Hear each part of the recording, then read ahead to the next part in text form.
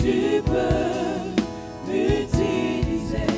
Je me livre totalement. Ah, merci Père. Je me livre totalement. Tu peux m'utiliser. Merci.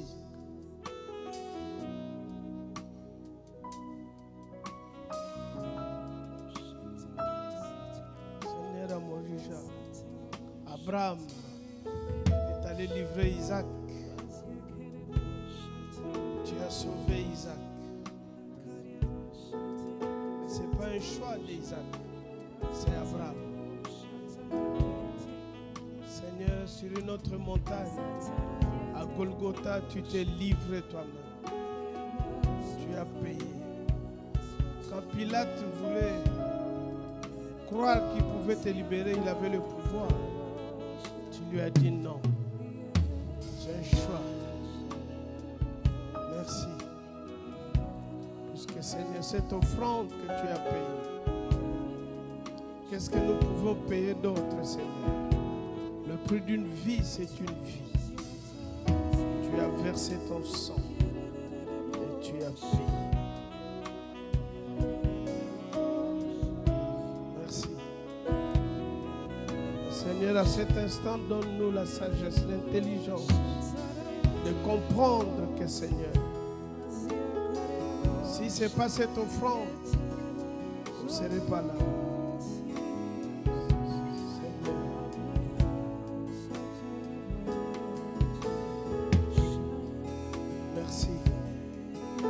Un chant, c'est un cœur qui soupire auprès de toi, Seigneur, de livrer sa vie.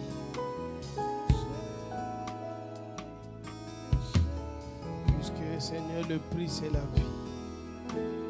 À cet instant, Seigneur, il y a un cœur qui est en souffrance, il y a un corps qui est en souffrance, il y a une famille qui est déchirée, il y a quelqu'un qui se pose des questions. Mais, Seigneur, comme tu l'as dit dans ta parole, venez à moi, vous tous qui êtes chargés, fatigués. Je vous donnerai du repos. Seigneur, nous venons à l'offrande pour nos vies.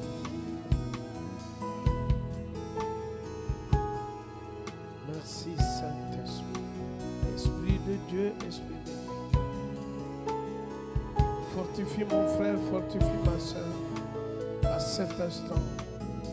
Comprendre l'offrande de Golgotha, l'œuvre accomplie à la croix, le prix de la croix, c'est l'offrande de nos vies. Je me livre.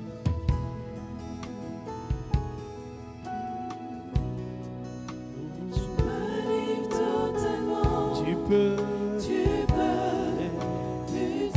m'utiliser. L'agneau en Jésus. Je me livre totalement. Je me livre. Tu peux utilise. Je me livre totalement. Je dispose ma vie pour être utilisé. Je me livre totalement. Tu peux m'utiliser. Je te donne la vie.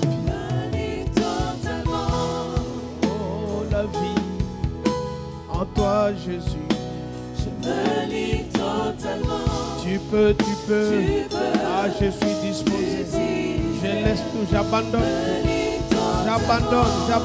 J'abandonne. Oh, pour être utilisé, j'abandonne. Je me livre totalement. Tu peux utiliser, m'amener. Je me livre totalement. J'abandonne la vie, Seigneur. Pas d'autre chose que toi. Lance, envoie, conduis, dirige, utilise. Entre tes mains, je n'ai pas de choix. Utilise comme tu veux. Tu peux utiliser. Ah, c'est ma saison. C'est la saison de mon frère, de ma soeur. Voilà pourquoi nous disons, je me livre totalement. Tu peux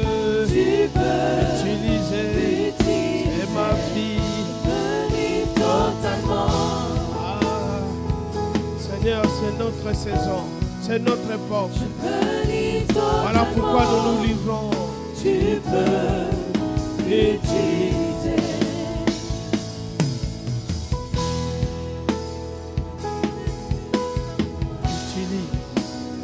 Utilise, Seigneur.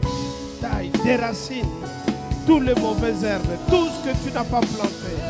Voilà pourquoi tu vas nous utiliser. Et la saison, c'est la bonne saison. Nous sommes des bonnes personnes à la bonne saison. Voilà pourquoi utilise. Ne laisse personne indifférent. À cet instant, ne laisse personne indifférent. Utilise-nous, Seigneur.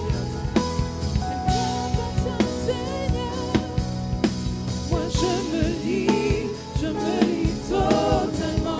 Ma vie, ma vie, ma vie, ma vie, ma vie. Ma vie n'est plus à moi, elle t'appartient, Seigneur. Moi je me livre totalement. Ma vie, ma vie, ma vie, ma vie, ma vie. Ma vie n'est plus à moi, Ah, elle t'appartient, Seigneur. je me lis. Je me livre totalement. Ma vie, ma vie, ma vie, ma Ma vie vie. n'est plus à moi, Ma vie n'est plus à moi. elle t'appartient, Seigneur. Ah, t'appartient. Je me livre totalement. Oh, ma vie, ma vie. Ma vie n'est plus à moi, Ah, c'est un cri de cœur. t'appartient, Seigneur, c'est un cœur qui Seigneur. soupire. Je me livre totalement. Ma vie, ma vie. Ma vie n'est plus à moi, Voilà pourquoi j'écris. t'appartient, C'est Seigneur. un cri du cœur. Père, je me livre totalement. Ma vie, ma vie, ma vie, ma vie. Ma vie n'est plus à moi, Voilà pourquoi j'écris. t'appartient, Seigneur. J'écris. Père, je me livre totalement. Ma vie, comme Paul, je veux dire, c'est la boue. Ma vie n'est plus à moi, Ah, je n'ai plus de vie. t'appartient, Je Seigneur. n'ai plus de vie. Je me livre totalement. Ah, ma vie, je les regardais comme de la boue. Ma vie n'est plus à moi, Les choses qui avaient de la valeur. t'appartient, Maintenant, Seigneur. je me laisse. Père, je me livre totalement. Ah, la vie, ma vie, ma vie, ma Ma vie. vie n'est plus Ah, à voilà un moi, peuple qui décide de se donner totalement. Oh Seigneur, Père, je me livre tout démon, tout esprit qui contrôle est en train de tomber. Ma vie, ma vie, ma vie. Seigneur, tout esprit qui n'est pas de toi tombe. Ah Seigneur, la vie t'appartient. Seigneur, lâche maintenant. Ah, ma vie, ma vie, ma vie. Tout démon qui s'accrochait à ma vie, tout esprit qui s'accrochait doit tomber maintenant, puisque la vie est à toi. Nous livrons tout, Seigneur. Oh, ma vie, ma vie, ma vie. Ma vie n'est plus à moi, Ah, je me dis, t'appartient, oh Seigneur. Seigneur, prends. Père, je me livre totalement. Oh, la vie, ma vie, la Ma vie. vie n'est plus à Oh, moi, la vie est en toi. elle t'appartient, Je te Seigneur. laisse ma vie. Père, je me livre totalement. Ma vie, là où je pensais me cacher. Ma vie n'est plus Voilà à pourquoi moi, j'expose ma vie. elle t'appartient, Voilà pourquoi Seigneur. j'expose tout mon être. Père, je me livre totalement. Oh, ma vie, ma vie, ma Ma vie. vie n'est plus à moi, elle t'appartient, Seigneur. Père, je me livre totalement. Ah, je vais acclamer puisque ma vie, je livre ma vie, ça ne m'appartient plus. Ah, si ta vie ne t'appartient plus, tu dois acclamer plus que ça. Tu dois pousser les cris de joie. Tu dois le reconnaître, Seigneur. Ah, la vie t'appartient, Seigneur. C'est toi qui as le contrôle. Maintenant, Seigneur, prends le contrôle de la vie. Amen, amen, amen, amen, amen. Ah, la vie ne m'appartient pas. Et j'ai crie cet instant. Amen à l'agneau. Tu es en train de dire que tu es d'accord, ta vie ne t'appartient plus. Oh, je bénis le Seigneur. Amen à Jésus. Tout ce que tu n'as pas planté, Père, est en train d'être déraciné, puisque la vie a été exposée en toi. Ah, Jésus. Merci l'agneau. Ma vie ne m'appartient plus. La vie, c'est toi. Seigneur, c'est un chant, un cri du cœur. C'est un cœur qui te parle à cet instant. Toute maladie, toute infirmité, tout défaut, tout problème. Voilà pourquoi on les livre en toi, Seigneur. Quand quelqu'un dit ma vie ne m'appartient plus, on te livre tout, Seigneur. Amen, amen, amen. Amen à l'agneau. Amen.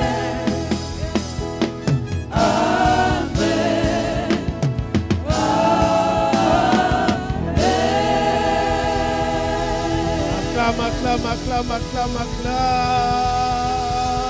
l'agneau. Merci Père pour la vie, merci Père pour la grâce, merci Père. Toi qui es capable de tout transformer, de tout renouveler, de tout changer. Tu es en train d'opérer maintenant dans nos vies, dans nos cœurs. Tu es en train de déraciner les œuvres de ténèbres, les mauvaises herbes livrées qui ont été plantées. C'est fini, c'est la saison. Nous décollons avec toi, Père. Nous démarrons une nouvelle vie avec toi. C'est la grâce qui agit. Béni soit ton nom. Merci Seigneur. Voilà pourquoi nous te louons. Amen à l'agneau. Amen, amen.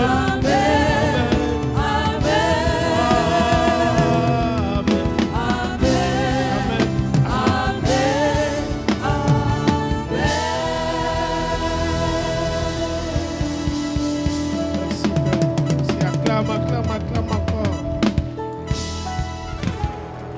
Non, acclame le Seigneur. Pardon, acclame le Seigneur pour le prix qu'il a payé.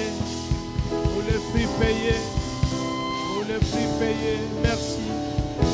Merci, c'est le prix. Pendant qu'on acclame le Seigneur, nous pensons à nos apôtres de la maison, apôtre Ivan, apôtre Yves, pasteur Maud, David. Acclame Dieu pour de tels hommes. Nous te bénissons, Père, pour le Père de la maison, le visionnaire qui conduit. Nous t'acclamons, Seigneur, pour le pasteur Mateta, pasteur Chantal, qui sont les parents de la maison ici. Béni soit ton nom pour l'œuvre que tu es en train d'accomplir dans leur vie.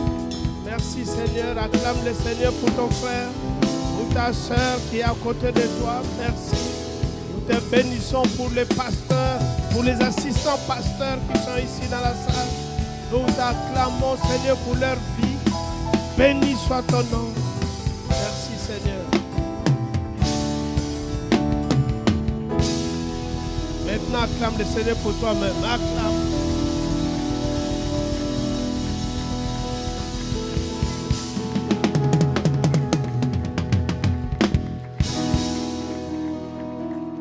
Acclame bien si tu es livré. Si tu es livré, tu dois l'acclamer. Non, ton voisin n'est pas encore livré. Toi, montre-lui que tu as déjà payé le prix. Tu es livré totalement. Merci Père. Amen, amen, amen. Amen à l'agneau. Amen à l'agneau. Si tu as payé le prix, tu dis amen à l'agneau. À être utilisé. Quelle grâce être un instrument. À l'agneau. Nous disons amen à Jésus. Pour le prix payé à Golgotha. Gethsemane, nous te disons merci l'agneau. Pour le prix payé pour nous.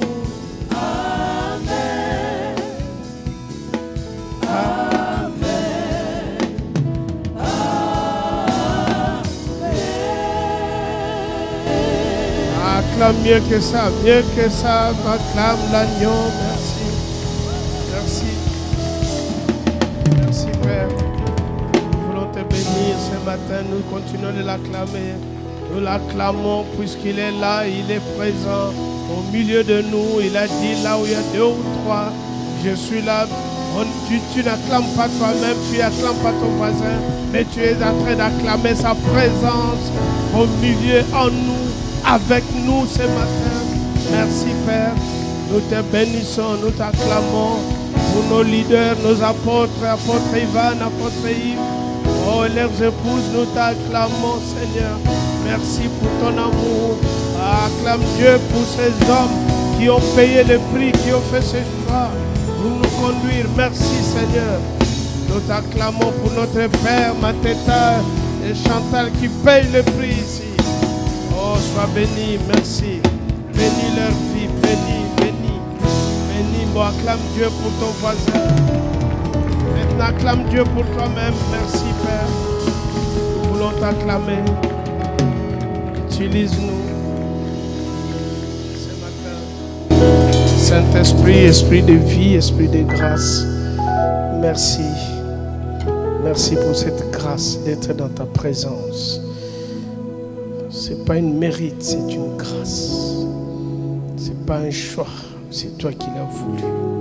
Beaucoup, leur cœur bat d'être ici, mais ils ne peuvent pas.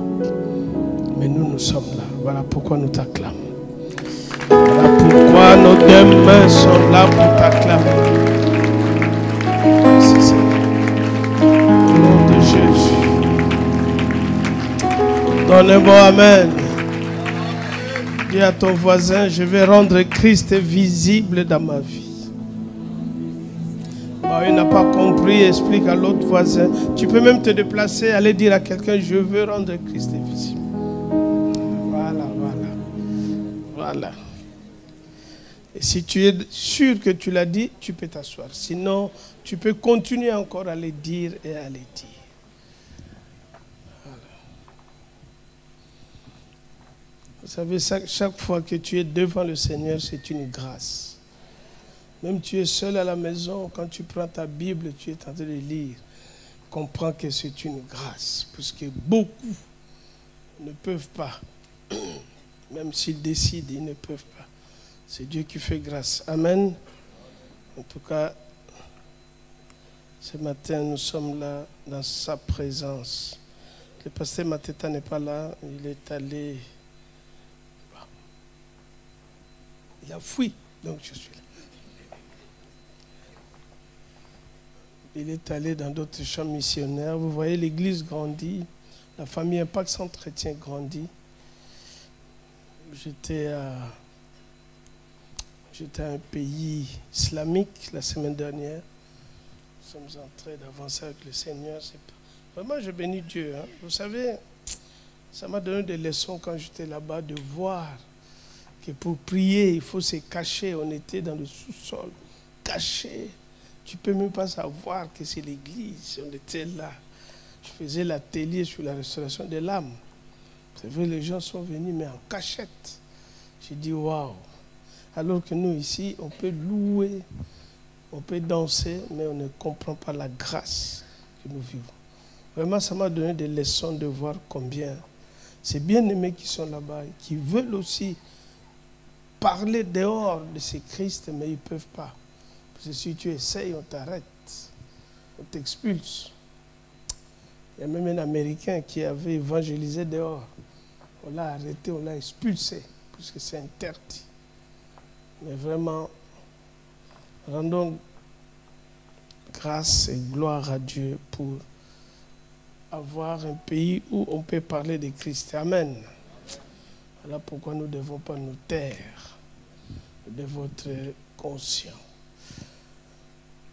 Le thème que nous allons aborder ce matin, c'est les obstacles qui empêchent de rendre Christ visible en moi. Tu as des obstacles. Il faut toujours comprendre. Depuis début de l'année, les apôtres ont amené cette thématique qui est le fondement de la vie, de notre existence, Christ. Christ en nous. Christ est la vie. Parce que si nous ne comprenons pas pourquoi, quel était le plan de Dieu quand il crée l'homme, quand il te crée, quand il me crée, quand il pense. Tout constructeur, tout créateur, quand il crée un produit, c'est toujours pour résoudre un problème. Amen. Donc, personne ne peut créer quelque chose pour créer. Quand on crée quelque chose, quand on fabrique, une entreprise fabrique un produit, au départ, avant de fabriquer un produit, il y a un problème. Maintenant, il veut résoudre le problème. Quand nous sommes à la maison, la maman, s'il veut résoudre un problème qui midi approche, ou bien 13h, tout le monde a faim, la maman va rentrer dans la cuisine, créer quelque chose qui n'existe pas à ce moment-là. Elle va prendre les oignons, tomates, viande, tout ce qu'on veut, et puis il va faire la sauce. Voilà la table, il appelle tout le monde à table. Maman vient de résoudre une problématique, parce que quand on a faim, on n'a plus le courage. Les enfants dormaient, le mari fatigué, mais dès qu'ils vont manger, la vie va reprendre. Voilà, il vient de résoudre un problème. C'est vrai ou c'est pas vrai? Donc le problème était là, c'est la famine. Donc il a fallu la nourriture. Mais qui doit produire? C'est la maman qui pense, il dit, bon, on va maintenant, je vais prendre ceci, il connaît tout ça. Personne, tout le monde regarde, on attend. Et puis voilà, la nourriture arrive. C'est la même chose. Dieu, en voulant résoudre le problème, puisqu'il est là, au ciel, il règne, il domine. N'oublie pas que Lucifer, qui est devenu Satan, existait déjà. Et Dieu, dans sa grandeur, tout ce qu'il a créé, comme c'est la matière, il dit, je veux me reproduire moi-même pour contrôler ce que j'ai créé. Mais au lieu que ce soit moi qui va le faire, je veux faire sortir mon image et ma ressemblance. Comme ça, nous allons être deux. Quand il contrôle, c'est moi qui contrôle. C'est comme l'ambassadeur. Quand on l'envoie dans un pays, si le pays a un problème avec son pays, on ne convoque pas le président, c'est l'ambassadeur qu'on convoque. C'est vrai ou c'est pas vrai? On dit à l'ambassadeur, viens, on n'est pas d'accord, c'est que ton président est en train de dire. Donc, il faut se justifier. Pourquoi ton pays fait ça? Il ne va pas venir dire, bah, vous savez, moi et le président, vraiment, même moi-même, je ne le comprends pas. C'est le président, on dirait, il a un problème. Dès qu'il boit un peu de vin, il dit n'importe quoi. En tout cas, ne l'écoutez pas. Donc, est-ce qu'il peut dire ça? Non. Si on le demande devant la presse, il donne la position de ce pays. Je connais quand les États-Unis avaient le problème en Irak, pendant l'époque de Chirac, il était président, et De Villepin était ministre des Affaires étrangères. Quand le président Chirac a refusé, et c'est Chirac, hein, si vous vous souvenez, voilà. De Villepin allait parler aux Nations Unies contre les Américains par rapport à la position du président Chirac. Il dit, on n'est pas d'accord pour la guerre. Il n'y a pas des armes là-bas. Ouais, c'est la même chose. C'est-à-dire, Dieu, voici l'idée, je veux me reproduire. Ça, tu dois être d'abord conscient de ça. Avant de regarder ta vie, toute chose, mais d'abord, tu dois savoir qu'attention, il y a Dieu qui a décidé, ma présence sur terre, ce n'est pas puisque papa et maman jouaient, comment on appelle ça, le jeu de cache-cache, et puis par hasard, je suis arrivé. Ton voisin pensait à ça. Dis à ton voisin, ce n'est pas comme ça. Ton voisin pensait que papa et maman jouaient au cache-cache, et puis, par hasard, tu es venu. Non, non, non, non, non. Ce n'est pas leur cache-cache qui t'a amené, c'est Dieu qui a décidé. Oh, tu es un produit qui vient de Dieu. Ah, tu devais acclamer. Tu dois dire, je viens de Dieu. Je viens de Dieu. C'est pourquoi ta vie ne peut pas dépendre de tes parents, des conditions, comment tu es né, où tu es né, quand à midi, l'après-midi, sous l'eau, comment. Ça, ce n'est pas de l'importance, c'est l'atterrissage. Le lieu de l'atterrissage ne doit pas te définir. Tu es défini par celui qui t'a envoyé. Donne un bon amen. Définis ta vie par celui qui t'a envoyé.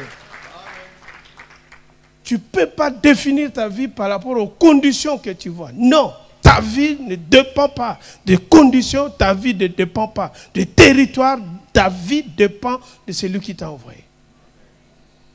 L'ambassadeur des États-Unis est dans des pays, il ne boit même pas l'eau. Tout ce qu'il mange vient des États-Unis. Il ne peut pas.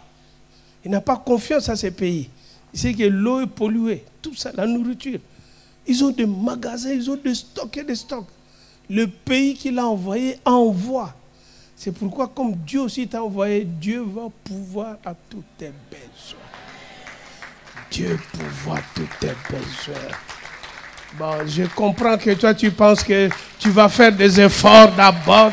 C'est Dieu qui pourvoit à tous tes besoins. Bon, ce matin, on comprend ton voisin. Donc, il n'a pas encore pris le petit déjeuner. On va les comprendre. Donc, on ne va pas trop le déranger.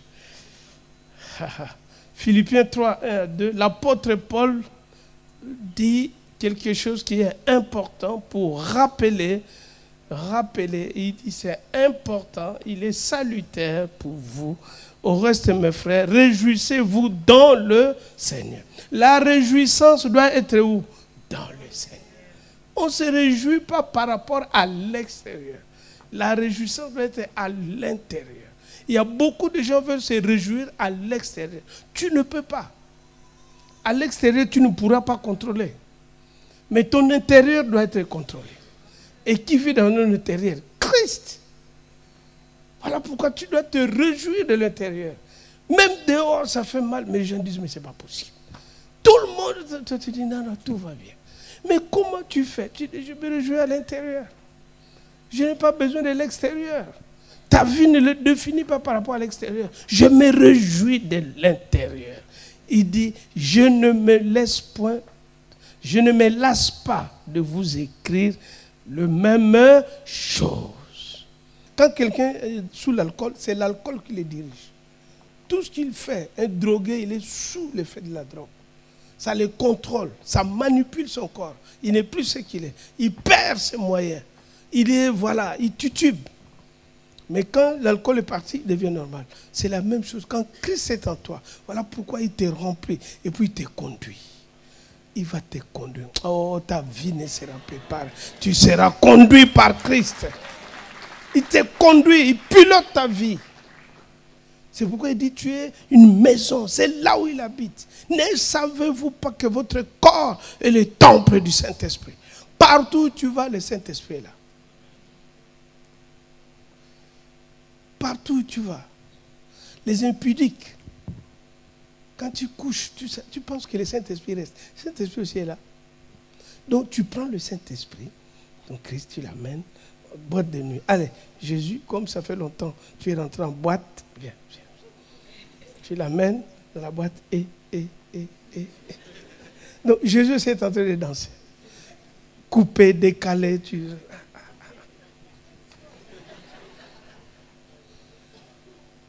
Dis à ton voisin, il faut que tu arrêtes ça.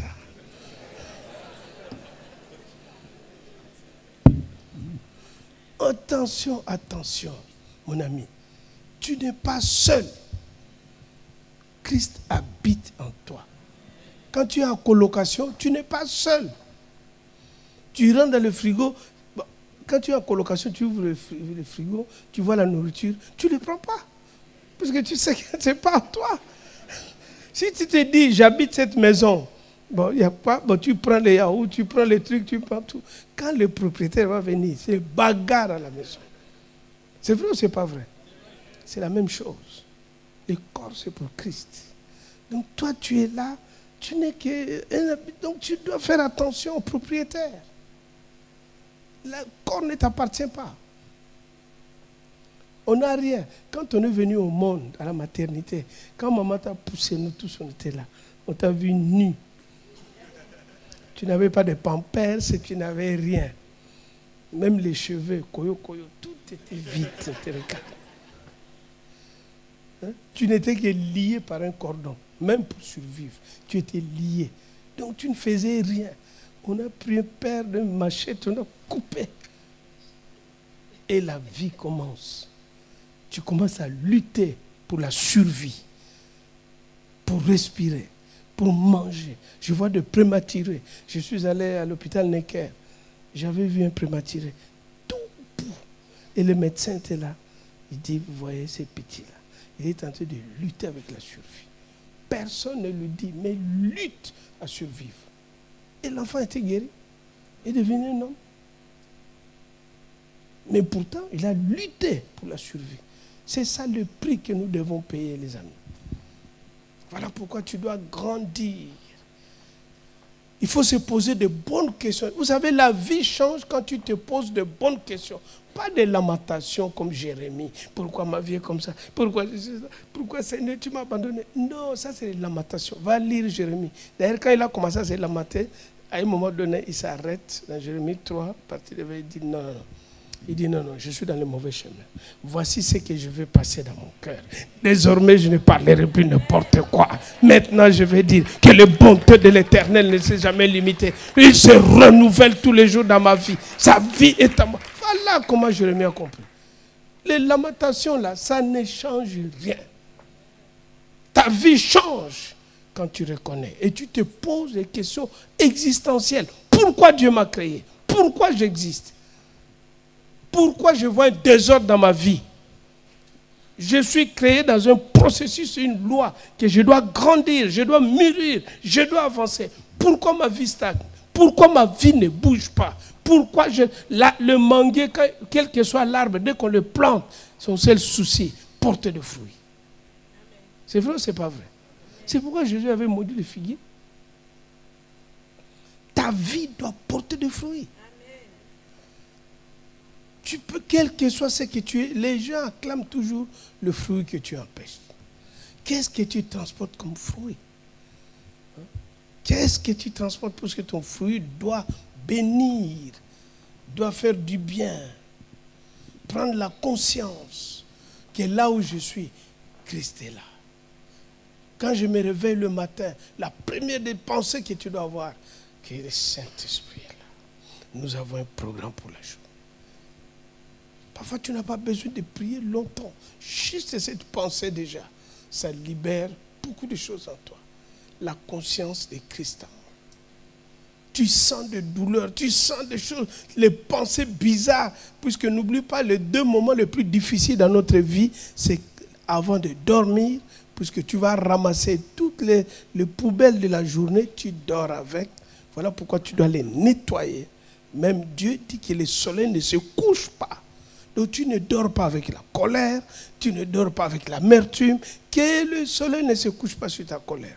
La nuit, si tu veux dormir, bien-aimé, première chose, achète ton balai aspirateur, aspire toute la saleté de la journée. Comme ça, tu dors, ton âme est en paix, tu dors. Et le matin, dès que tu te lèves, Satan amène la poubelle de tout ce qui doit polluer ta vie. Pareil, tu prends l'aspirateur, ta journée est nettoyée. Il a demandé à Job, quand eux, ils travaillent la nuit, quand ils donnent l'ordre à la journée, comment ça va être? Les amis, la journée, tu dois donner l'ordre. Comment ta journée va être? Sinon, tu vas subir la journée. Tu dois être le premier prophète pour ta vie. Ne laisse pas que les gens prophétisent sur toi. Prophétise sur ta vie toi-même. Tu te lèves le matin, tu prophétises. Ma journée, je le déclare et je proclame, ça sera comme ça. Terminé. Le ciel, terre, vous écoutez, la journée est comme ça. Même les démons avaient un courrier pour toi. Et il ne peut pas te donner. Parce qu'il sait que le patron a proclamé, la journée sera comme ça. Donc il ne reçoit pas. Hein? Les gens, tu es directeur d'entreprise, tu dis, aujourd'hui je ne reçois pas. Quel que soit le patron dit, il ne reçoit pas. Les démons avec son courrier, il dit, mais on m'avait envoyé que je lui donne ce courrier. Il dit, il a dit, il ne reçoit pas. Les anges disent, elle ne reçoit pas aujourd'hui. Elle est en colère contre vous. Colère. Oh, tu dois acclamer, acclamer. C'est ça qui va être ta vie. Tu détermines comment la journée va être. Tu détermines les choses qui vont passer. Tu détermines ce que tu vas penser. C'est pourquoi Paul marchait comme ça. Il dit, voici ce qui doit être l'objet de mes pensées. Ce qui est vrai, honorable, pur, digne de louange, de dignité, de sainteté, de purification, doit être l'objet de mes pensées. Quel est l'objet de tes pensées? Tes pensées dominantes.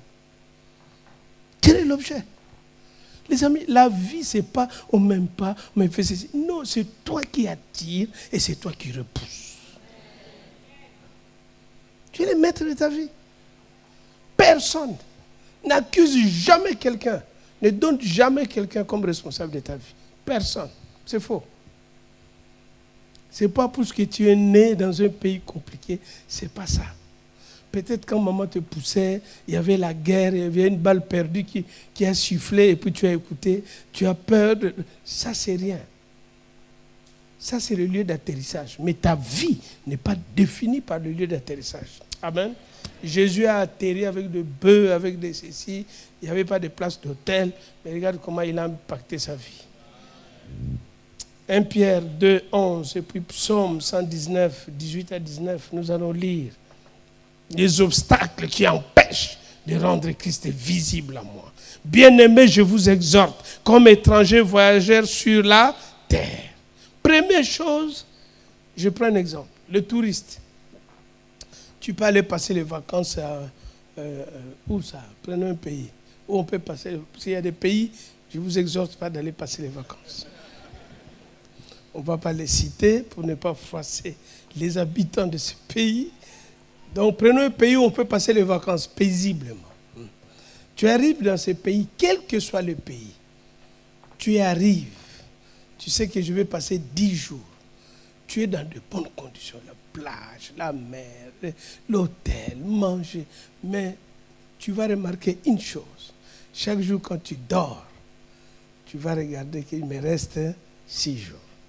Il me reste 5 jours. Tu commences à voir 40 jours. Qu'est-ce qu'on peut visiter? Il ne reste plus beaucoup de jours. Chérie, mais ça les programmes. Je vais aller visiter tel endroit, tel endroit. Pourquoi? Parce que tu es étranger et voyageur. C'est ça. Et les jours, la veille, tu dis aux enfants, allez, préparez vos affaires.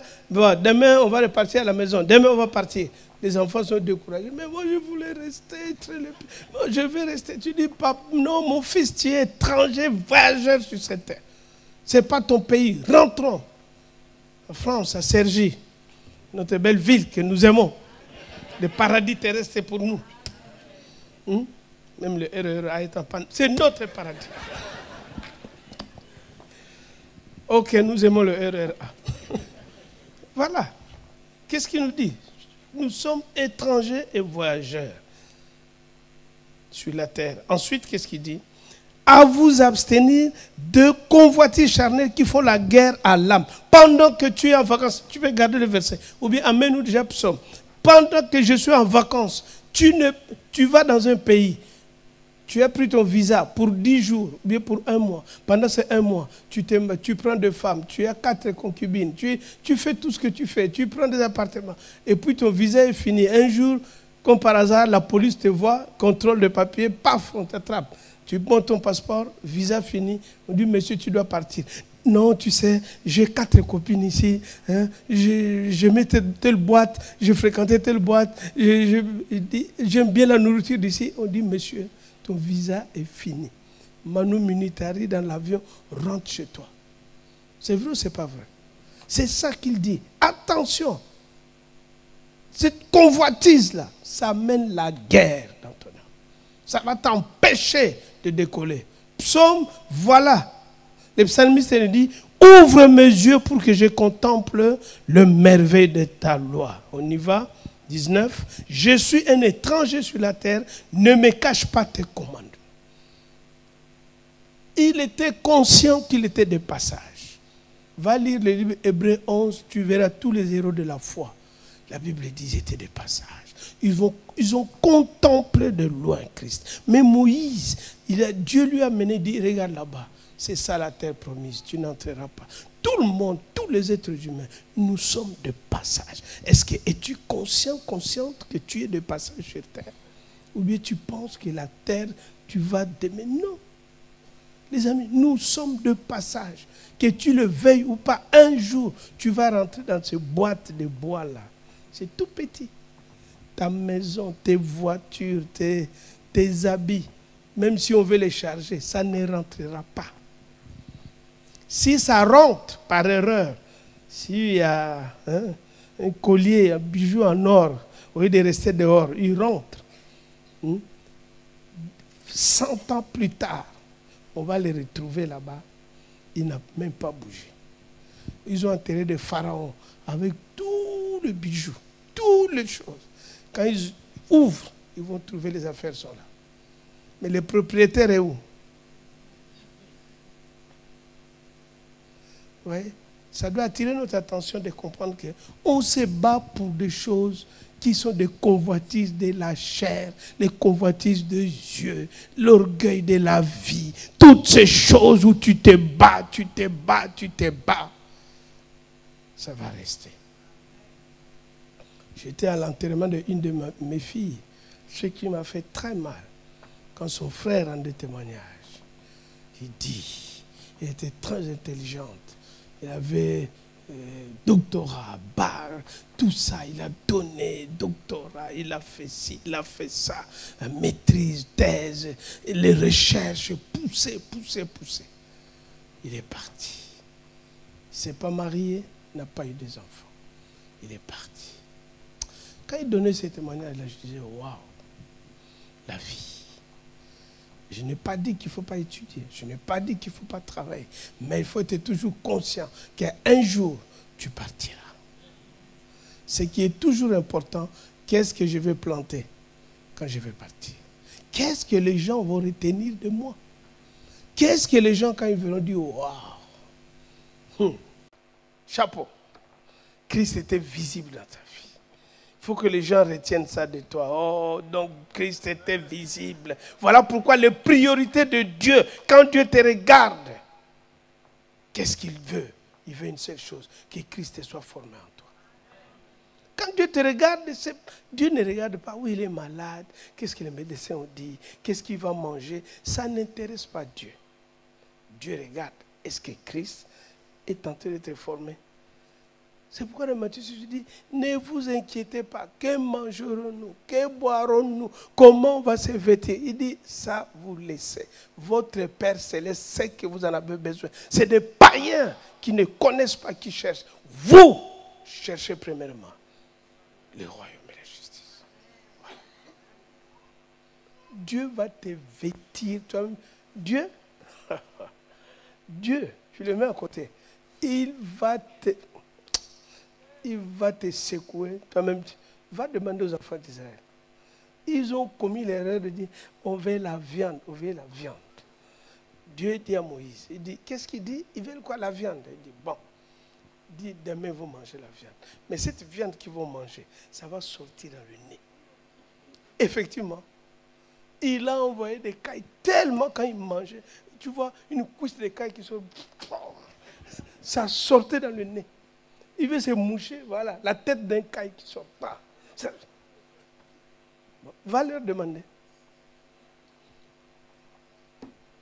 Oh, il sait ce que tu as besoin. Il connaît tes besoins. Amen. Donc la priorité de Dieu, c'est ça. Il veut que Adam doit disparaître en toi. Ta vie passée, la priorité de Dieu, c'est ça. Christ doit être visible. Alors, comme nous parlons des obstacles, il y en a tellement, mais on va prendre un obstacle qui est majeur. C'est la maturité. Répète à ton voisin, la maturité. Tout ce que Dieu a créé, la première des choses, quand quelqu'un plante un arbre, il veut que ça devienne mature.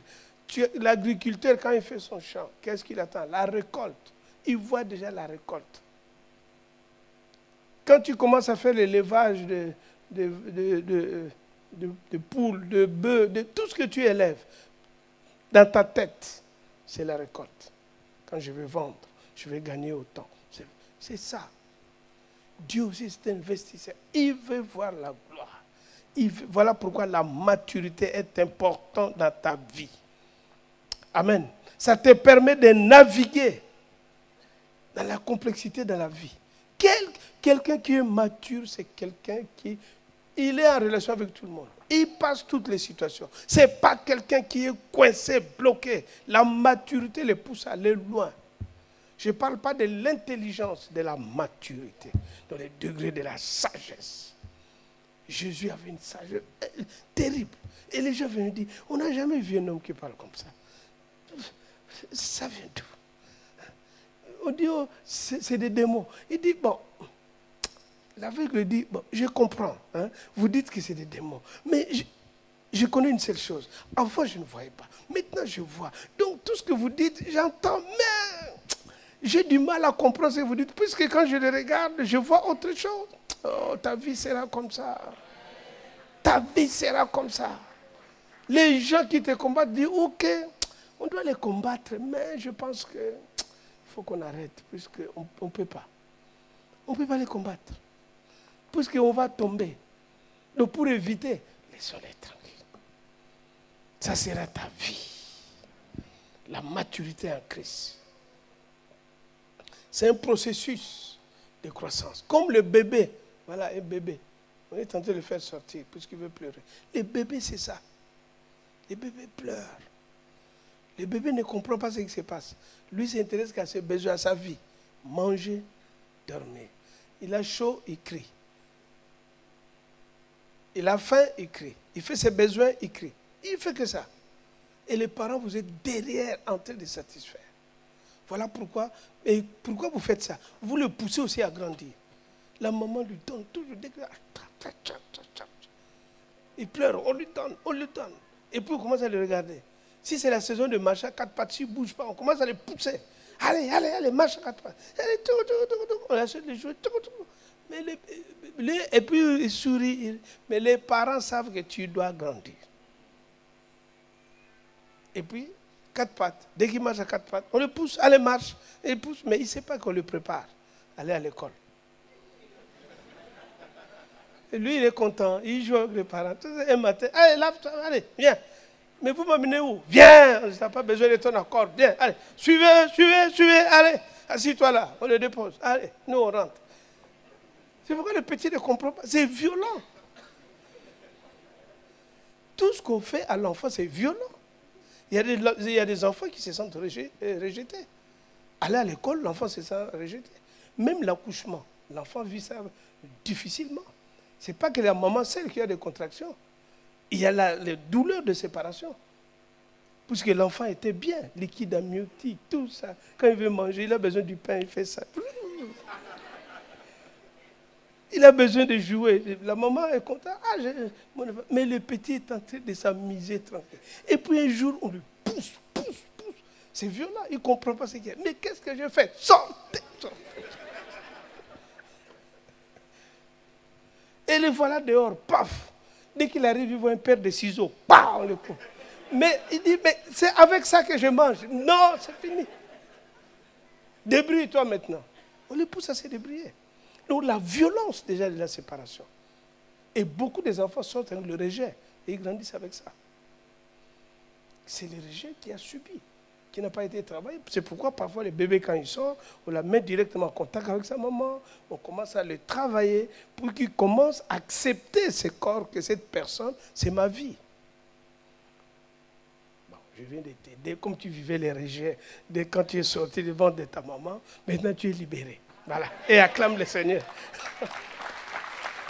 Ton voisin est libéré. Puisqu'il dit toujours, je regrette quand j'étais dans le ventre de ma maman. Mais qu'est-ce que... Bon, comme il n'est pas content, on ne va pas l'exposer. On avance. Donc nous allons voir rapidement 5 points. Pourquoi nous devons devenir matures. D'abord, premier point, pour manifester le caractère de Christ. Je dois grandir pour manifester le caractère de Christ. Dans Galates 5, vous connaissez, à partir de 22, qu'on appelle le fruit de l'esprit. Vous allez lire à la maison. Ta vie doit porter de fruits. L'humanité a besoin de fruits que tu portes. Qu'est-ce que tu portes comme fruit? Mais le fruit de l'esprit, c'est l'amour, la joie, la paix, la patience, la bonté, la bénédiction. Tout ça, tu dois porter. Et ils sont où, le fruit de l'esprit? C'est en toi. Ce n'est pas en dehors de toi. Puisque l'Esprit de Dieu habite en toi. L'amour de Dieu, Romains 5,5 dit, l'espérance ne trompe pas. L'amour de Dieu est répandu dans nos cœurs par le Saint-Esprit. Le matin, je leur disais, il y a un animal qu'on appelle le chameau. Le chameau vit dans le désert. Il n'aime pas la brousse, tout ça. Lui, c'est le désert. Et il fait des kilomètres et des kilomètres. Sa stratégie que Dieu lui a donnée, c'est quoi? Le don qu'il a. Quand on lui dit, on va voyager, il dit, ok, cherchez-moi un cours d'eau. Dès qu'il voit la rivière, il dit, ok, laissez-moi un peu me préparer. Sa préparation, il prend ça, il met ça dans l'eau, il commence à tirer. Il va pomper l'eau, il va pomper. Et il a des tonneaux de fûts à l'intérieur. Il charge de l'eau partout. Quand c'est plein, il dit maintenant, allez, on va traverser le désert. Pendant que vous marchez dans le désert, il fait très très chaud. La température est élevée, même l'homme souffre, parce qu'il doit avoir de l'eau chaque fois. Quand il marche, parfois 4 heures de marche. Ils sont fatigués, ils se reposent. L'homme cherche, mais les chameaux, quand ils se reposent, ils rentrent à lui-même. Il a un bouton à l'intérieur, il appuie. Il ouvre un de fût qu'il a à l'intérieur. L'eau coule en lui. Ça va déshydrater son corps, la fraîcheur, tout. Les chameaux dorment. Mais toi, tu dis, mais il fait chaud. Les chameaux, ce n'est pas son problème. Dès qu'il a fait, ça sort. Le bœuf, c'est un ruminant. Il mange la journée, il mange. La nuit, pendant qu'il dort, s'il a faim, il ne va pas ouvrir le congélateur, le frigo, tout ça. Il appuie un bouton, la nourriture qu'il a stockée, ça sort. Voilà pourquoi le Saint-Esprit, il fait pareil pour nous. Donc nous sommes aussi des ruminants de l'Esprit. Le fruit de l'Esprit habite en toi. Dès qu'à un moment donné, tu es devant dans une situation, tu appuies simplement. Et la paix de Dieu qui surpasse toute intelligence remplit ton cœur, remplit ton âme, remplit. Tu reçois la paix, la vie de Dieu, la vie de Dieu. Tu traverses les situations. Les situations ne peuvent pas te submerger. Ça habite en toi. Ça habite en toi. Voilà la clé. Donc tu dois mûrir. Tu dois mûrir pour manifester Christ. Tu dois mûrir. Si la paix de Dieu de Christ n'est pas formée en toi, une moindre mauvaise nouvelle, l'angoisse, l'inquiétude, va gagner ton cœur. Ta foi sera secouée. Or, les mauvaises nouvelles arrivent. Ça viendra, les mauvaises nouvelles. De toute façon, les mauvaises nouvelles arrivent toujours. Mais quand ça vient, toi, tu es en paix. Les gens tremblent. Il y a des gens, l'entreprise ferme. On dit, on va fermer l'entreprise. Il y a des gens qui commencent déjà l'inquiétude. On la met déjà à l'hôpital. Pourquoi? On va fermer l'entreprise. Il prend déjà 4 psys qui surveillent sa vie. La tension monte, ça descend. Sa tension ne calcule plus. Il est à 45, ça descend. Ça dépasse même le temps. Simple, puisqu'on va fermer l'entreprise. Ce n'est même pas ton entreprise.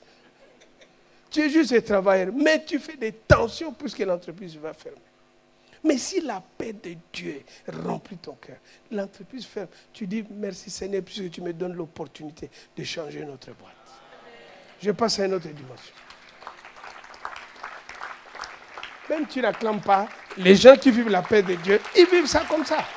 Voilà. Oui.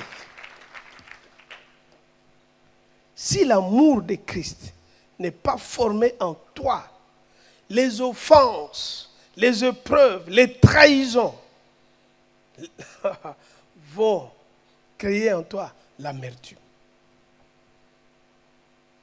L'église, c'est l'hôpital. Il y a des gens qui sont ici, ils n'aiment pas qu'on lui parle mal. Ils n'aiment pas qu'on les regarde de travers.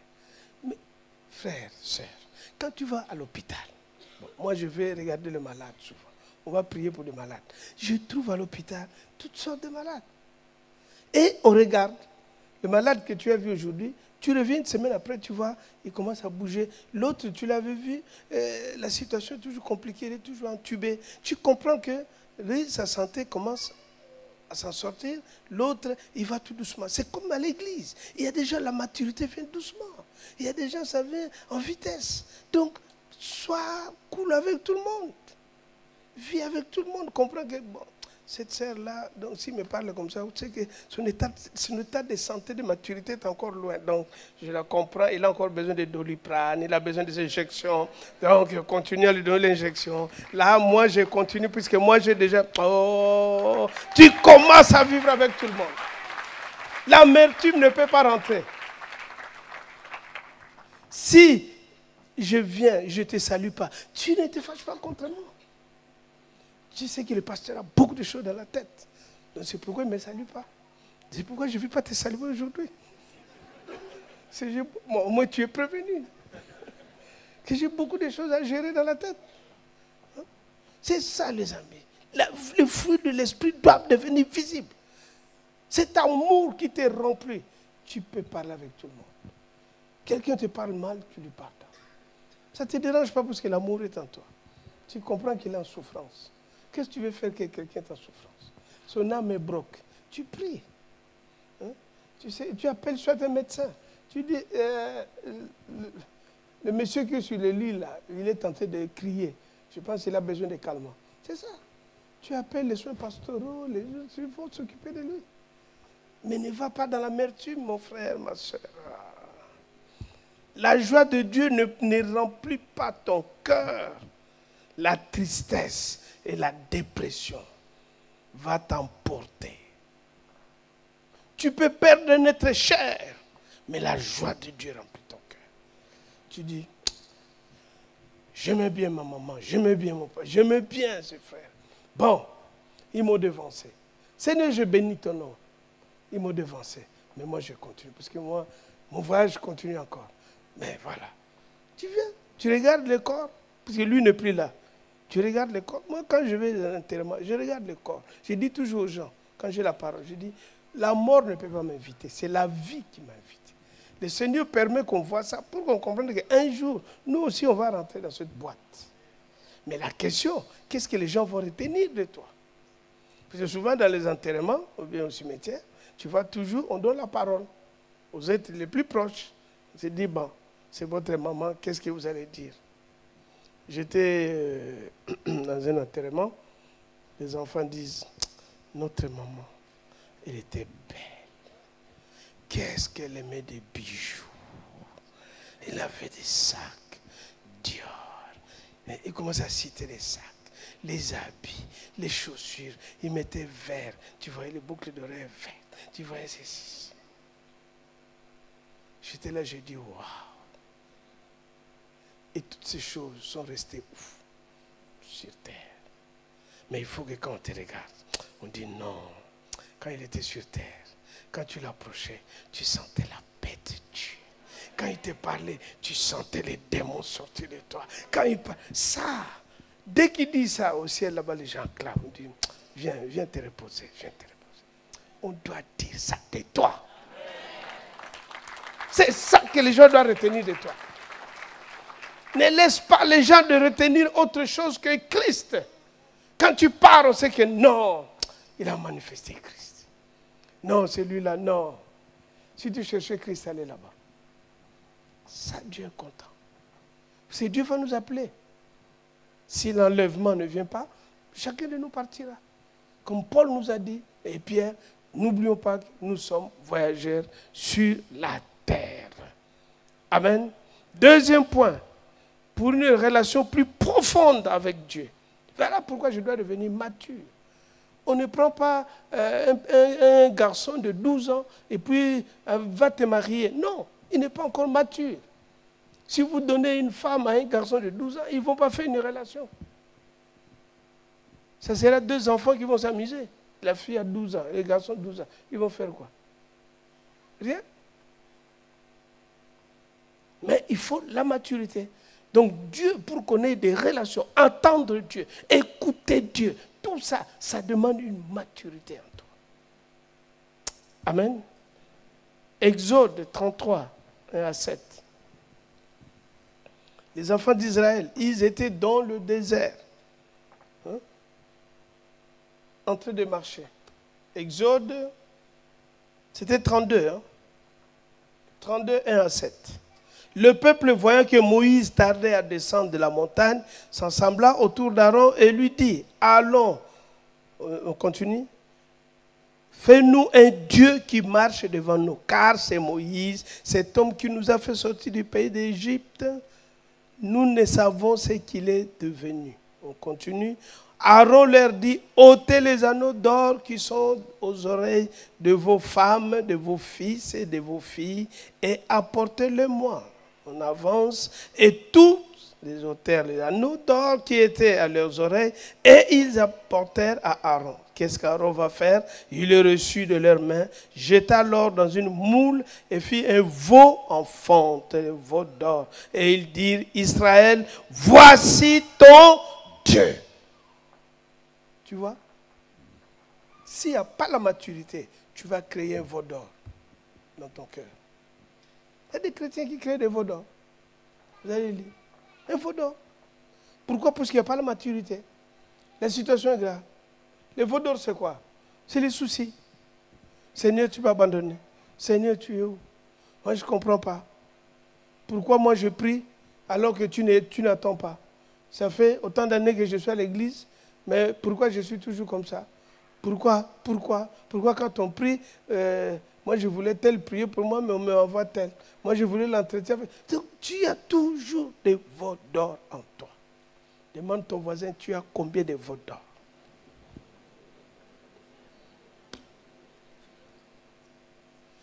Dans le mariage, quand vous voulez vous marier, la première chose, demande à l'autre, c'est lui qui veut te marier, tu as combien de veaux d'or dans ton âme? La beauté extérieure, c'est bien, c'est beau, l'amour est rose. Mais la vie, tu ne vas pas vivre avec l'amour est rose, puisqu'il va vieillir. Quel que soit ce qu'il te dit là, il va vieillir. Il peut mettre la peinture.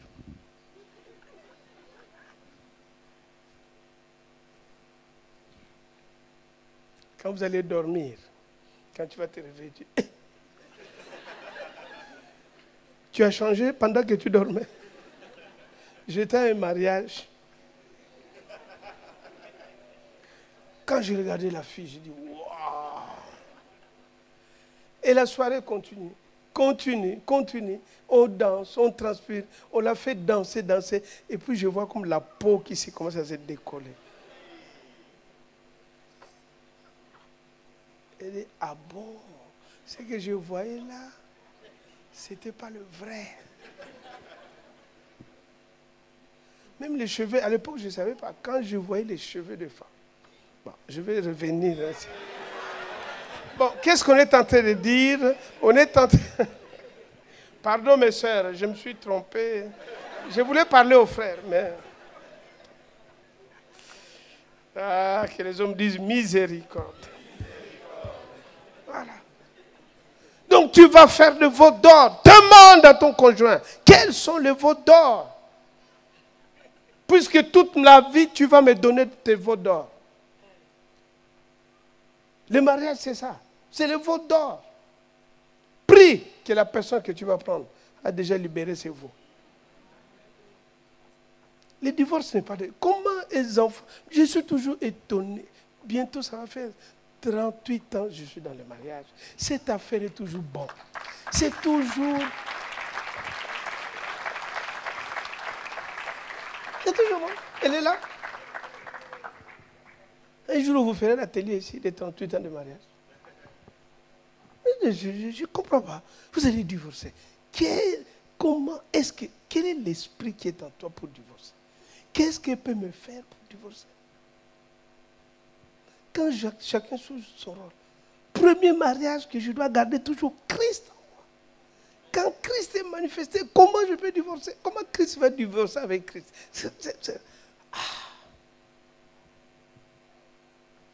Bon, ton voisin ne veut pas. Bon. Non, ça c'est vrai. Quand tu te maries et que vous êtes en Christ, rien ne peut vous séparer. À part la mort. Rien. Qu'est-ce qui va vous séparer? Quoi?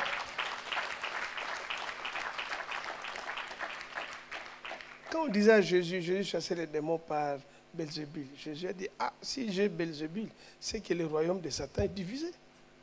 Donc si dans un couple vous êtes comme ça, donc vous êtes divisés. Vous ne marchez pas dans le même esprit.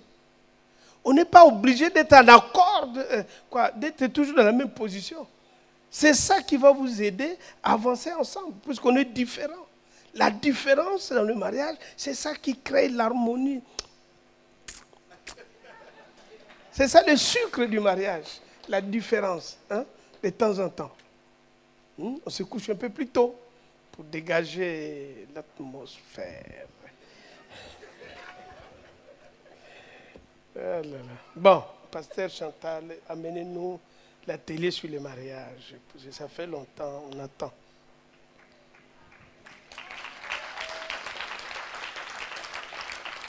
Je dois mûrir pour une confiance profonde en Dieu. Il y a des gens qui ne font pas confiance en Dieu. Il veut, vous savez, dans ce siècle, nous sommes dans le siècle de la vitesse. Nous sommes dans le siècle de l'instantané. Tu vas dans des supermarchés, dans tout. Avant, on vendait des livres, comment tu peux préparer. Le maman prenait le conseil. Aujourd'hui, on n'en a plus besoin. On a des cocottes minutes, on a des machines à cuisiner. Donc tu es là, tu prends, tu lui mets viande, tant, tu mets, et puis tu appuies un bouton. Toi, tu vas. La machine se lève, il prend le sel, il prend ceci, il met. Toi, tu viens, tu t'assois. On va manger, la machine, il vous amène, vous mangez. Vous voyez, on a perdu beaucoup. C'est bien. On dit on gagne un temps, mais on perd beaucoup de choses. On n'a plus le temps. Il y a des couples qui ne mangent jamais ensemble. Ils n'ont pas le temps. Dès qu'il quitte le travail, il envoie un message. Tout arrive déjà, appuie sur le bouton vert. Hein, le bouton vert là. Appuie sur ce bouton. Le monsieur devant. Quel bouton, chérie? Je suis entre 3 boutons. Appuie le bouton. Attends, je vais prendre la photo, je t'envoie. Et puis, le bouton vert, tu as appuyé? Oui. Ça tourne à quelle vitesse? Mais il me marque ici. Bon, descends un peu, descends. Bon, l'autre bouton, va, tu appuies. Ça, c'est le bouton de légumes. Ça, c'est pour du riz. Ça, c'est pour du riz. Oh. Il coupe le bouton. Il n'a plus le temps. Il vient, il mange, et puis là, il est occupé. Elle aussi, il arrive. Chérie, tu as déjà... Oui, j'ai déjà mangé. Appuie le même bouton que tu m'as dit. Il n'y a plus de charme. Il n'y a plus de temps. Ils sont à table côte à côte. Non, chacun est sur son ordinateur. Attends, j'ai un programme là. Ne me dérange pas, je suis très concentré. Ah bon, tu es concentré? Moi aussi, je prends mon ordinateur. C'est l'heure d'aller au lit. Vas-y, j'arrive, je suis un peu concentré.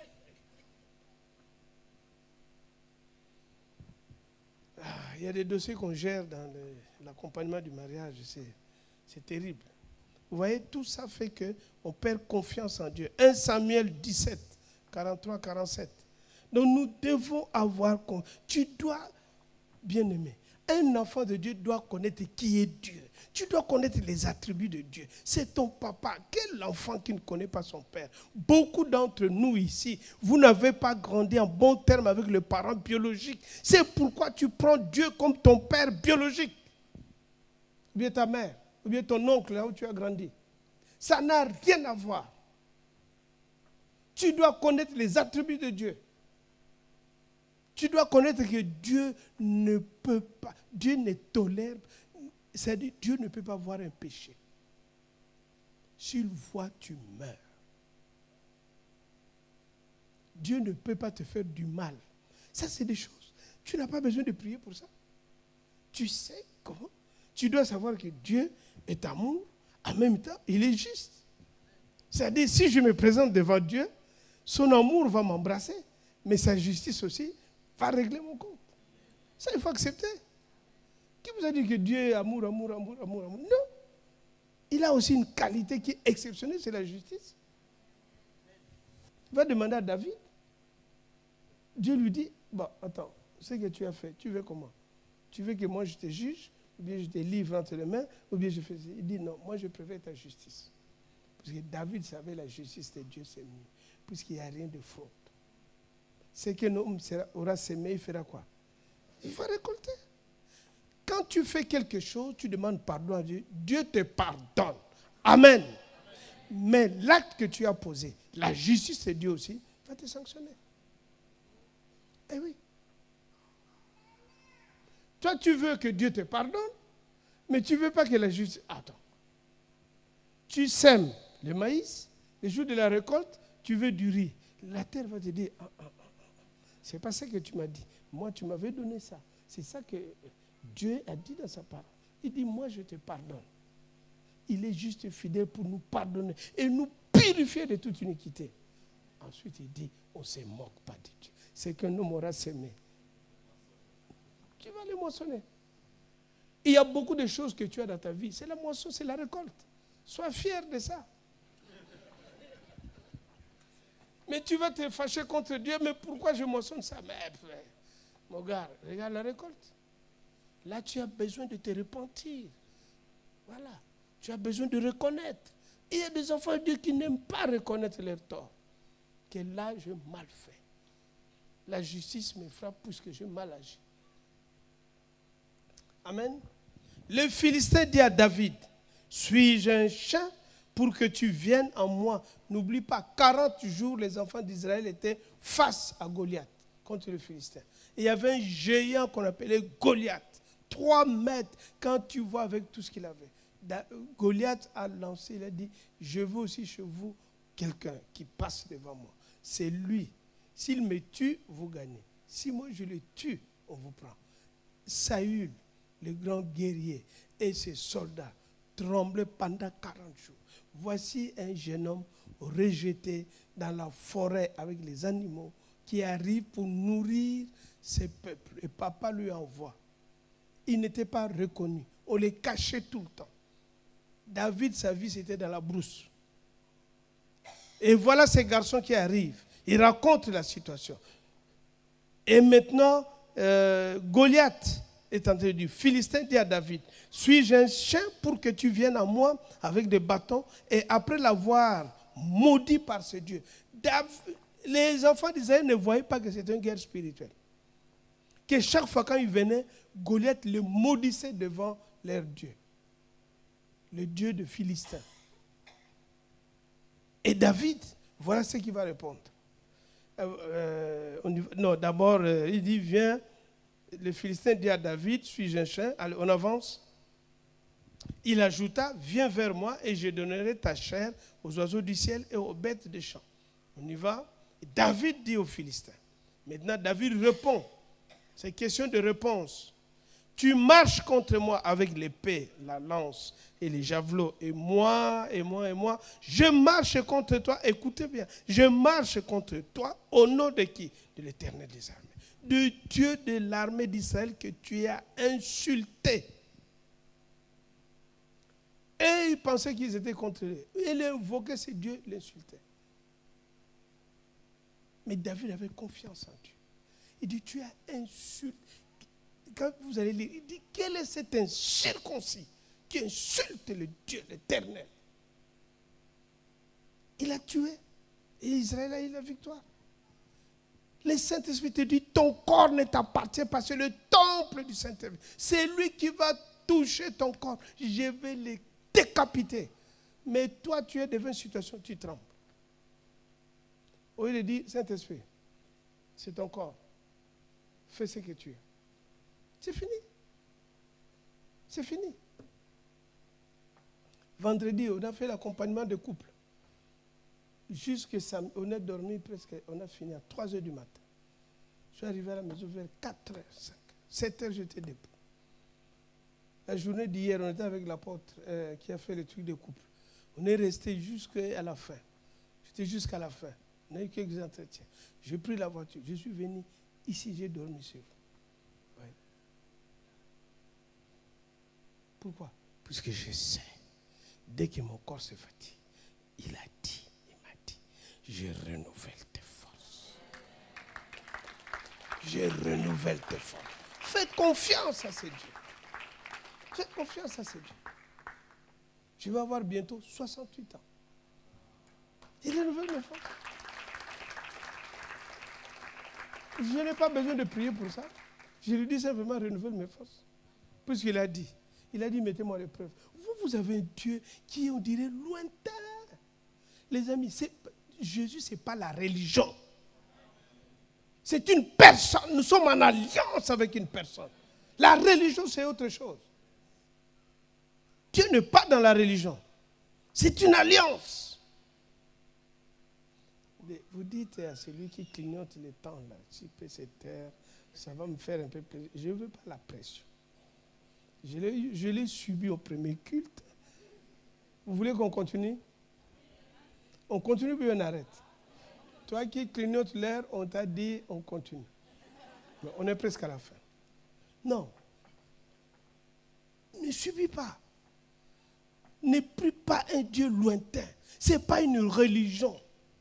Être en Christ, et quand on dit tu dois refléter Christ en toi, c'est une alliance avec une personne. Jésus, ce n'est pas un concept. Jésus, ce n'est pas de les prier, prier, prier. Non. Fais confiance à ce Seigneur. Fais confiance. Tu peux rester 5 minutes devant lui. Des grandes choses se font. Quand Jésus était devant le tombeau de Lazare, il n'a pas crié. Tout. Il dit, Père, je sais que moi, tu m'exauces. Mais comme j'ai des gens ici qui sont toujours dans des doutes, dans l'incrédulité. Bon, Lazare, viens. Ce soir, tu vas souper avec tes soeurs qui sont en train de me fatiguer ici. Lazare est sorti. Vous avez vu Jésus tomber, crier? Non. Nous, puisqu'on ne fait pas confiance à Dieu, c'est pourquoi on se bat. Mon ami, Dieu n'est pas, c'est pas un ami, c'est pas un être humain comme ça, comme toi. Il habite en toi, il est là en toi. Ton corps, c'est sa maison. À toi de comprendre ces choses. Tout ce qui te demande, la conscience de qui je suis. Tu amènes Jésus dans l'impudicité. Ce n'est pas ton mari, vous êtes là en train de se tenir les mains. Tu sais, tu as des jolis cheveux. Est-ce que c'est ta femme? Toi aussi, dès qu'on te touche, tu sais, c'est la grâce de Dieu. Ah! Quelle grâce de Dieu! Ton corps est le temple du Saint-Esprit. Celui qui a droit, c'est le Saint-Esprit. Après l'homme ou la femme que tu vas te marier. Ton corps, c'est une maison. Tu n'es pas un objet. Tu es un esprit qui habite un corps et qui possède une âme. Et vous partagez cette maison avec le Saint-Esprit. J'ai donné l'exemple de la colocation. Vous partagez. Si toi, tu n'achètes pas, tu ne toucheras pas le frigo des autres. C'est vrai ou ce n'est pas vrai? La colocation, c'est ça la loi. Même tu amènes des choses, quand il regarde, j'aime ça. Mais il ne peut pas toucher. Hein? Il va dans sa chambre, il commence à pleurer. La nourriture est là, le frigo est là, il les regarde. Il n'y a personne à la maison, il est seul. Il fait des va-et-vient devant le frigo dit, tu ne me touches pas. Tu n'as pas mis la nourriture ici, tu ne me toucheras pas. C'est comme ça. Donc nous devons comprendre que nous ne sommes pas comme des électrons libres. Nous appartenons à une famille. La famille biologique, c'est terrestre. Mais la véritable famille, c'est ça. Voilà pourquoi tu dois m'aimer. Tu n'as pas le choix, il faut m'aimer. Sinon, à l'éternité, je vais te faire souffrir. Je vais m'asseoir avec toi. J'ai dit, papa, moi je m'assois avec lui. Il ne me met pas là-bas. Ici, là, c'est l'éternité. La notion de temps n'existe pas. C'est fini. Tu vas, monsieur. Toi, dis à ton voisin, On acclame le Seigneur. On acclame le Seigneur. Sois comme David qui avait confiance à son Seigneur. Sois comme David avait confiance en Dieu. Sois comme Paul. Là, Paul dit, c'est la seule personne qui a dit, la mort m'est un gain. Les gens, la mort, est-ce que tu t'assois déjà? Un jour, tu t'assois. Tu regardes ta vie. Tu dis, bon, et si je partais aujourd'hui? Qu'est-ce que je veux dire devant Dieu? Faites cet exercice. Moi, je le fais. Je le fais. Et je dis sans effet. Il y aura des faits. Peut-être que quand tu fais ça, que tu es en train d'évoquer la mort. Non. Tu te poses de bonnes questions existentielles. Si aujourd'hui je pars, qu'est-ce que les gens vont retenir derrière? Parce que la Bible dit que les justes laissent l'héritage aux enfants de ceux enfants. Qu'est-ce que les enfants de mes enfants vont retenir? Quand on dit les enfants des enfants, on ne parle pas que de biologie. Ah oui, les frères et sœurs, qu'est-ce qu'ils vont retenir? Combien de personnes, le jour où tu partiras, de frères et sœurs, qui vont même laisser le travail pour assister au départ de ton corps. On n'a pas besoin de les forcer. Eux-mêmes, ils vont se déplacer. Ils disent non, non, non. Qui se met à côté, les larmes coulent. Comme Tabitha. Tabitha n'était pas pasteur, cette femme. Elle faisait que elle s'occupait du social de l'église de l'époque. Les jours où il est parti, il était tranquille là-bas avec papa. Tout le monde à l'église s'élève. On va voir Pierre. On dit Pierre, tu vois ça? C'est Tabitha. L'autre vient, tu vois, Tabitha. Pierre dit, bon, qu'est-ce que vous voulez? Il dit, si Tabitha ne revient pas, toi, ta tête va tomber.